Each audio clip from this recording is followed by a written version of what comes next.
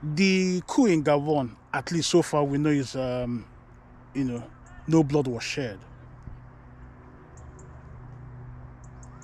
It's not gonna be so if it happens in Nigeria.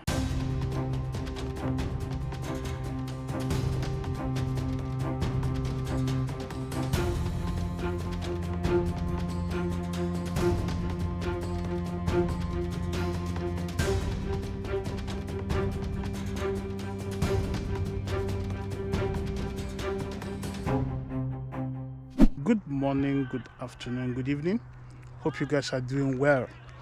Welcome to the new second episode, the CIA show.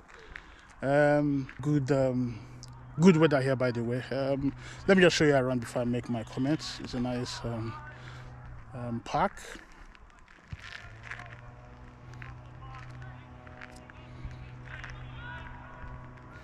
Over there, they are playing football. And before I started the recording, there was the church bell. I will put it in there for you to, have a feel.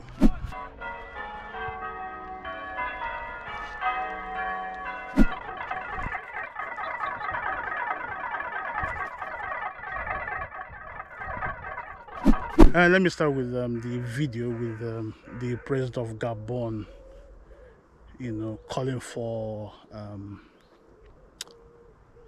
people to make some noise. But people ask, what kind of noise was he requesting for? Is it the noise of war or the noise of criticism? When he was in power, he wasn't calling for noise. Rather, he was his style of government was oppressive. Well, if it's not aware, the noise has been made, unfortunately, and we saw on the street that people were rejoicing, congratulating the military from rescue, but I just want to point something. I just want to link two things here with Gabon and Nigeria.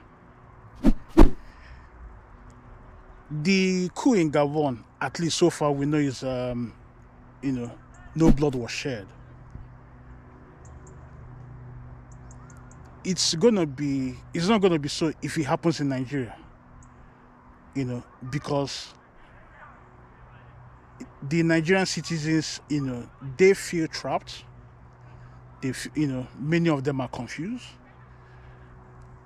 I'm not an advocate of coup, but if it happens, I can guarantee you it will be one of the bloodiest. Because many hands are on the Nigerian pie, and people will fight to their death to maintain their size of their pie. To link it up with the Nigerian situation going on with Peter Obi and Bola Ahmed Tinubu, Nigeria is on the edge of explosion.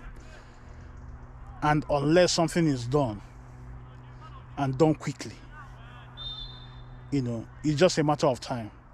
Because you could sense that the citizens, are even calling for coup because they've had enough. Bola Tinubu is still in power, and he has to make some moves.